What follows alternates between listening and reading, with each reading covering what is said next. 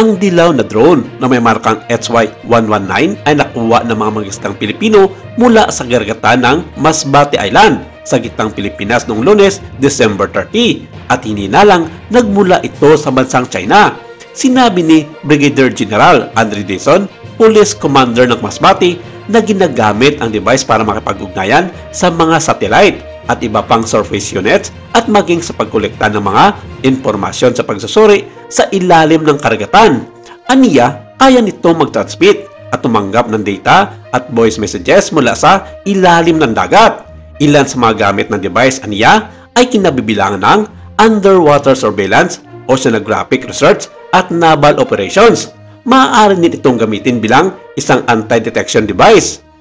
Ang drone ay isang Chinese-made na Sea-Wing Glider, isang underwater vehicle sa dagat na ginawa ng Chinese Institution of Oceanology upang dagdagan ang submarine fleet ng China na maaaring umabot sa ilalim ng higit sa 20,764 feet o katumbas ng halos 6.4 kilometers, na higit pa sa world record ng US na meron lamang sa 16,964 feet ang kaya nito.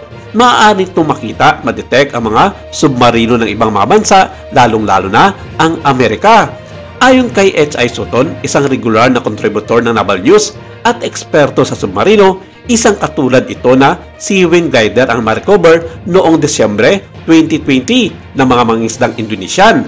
Sa isang payag, kinumpirma ni Armed Forces of the Philippines Public Affairs Chief Colonel Cerces Trinidad na na-turnover na nila ang remotely operated submersible drone mula sa Philippine National Police papunta sa Philippine Navy. Pero sa isang payagan sa China na kontrolado ng gobyerno, inamin mismo ng China na ang naturang drone ay pag-aari ng kanilang gobyerno. Hindi nila maisip kung bakit napunta ito sa Pilipinas. Gayong ilan ito sa mga ginagamit nila sa kanilang pagsusuri sa kailaliman ng karagatan sa South China Sea. Matagal na daw itong nawawala sa kanilang kontrol mula na mawala ang kontak nito sa kanilang command center at duda sila na ginamitan ito ng jamming device ng mga Amerikano at Pilipino na naging sanhi ng pagkasira nito isang buwan na ang nakakalipas. Kaya pakiusap nila sa otoridad ng Pilipinas na ibalik ito sa kanilang poder dahil may mahalaga itong papel na ginagampanan sa kanilang pagsasaliksik sa mga karagatan sakop ng kanilang 10-dash line.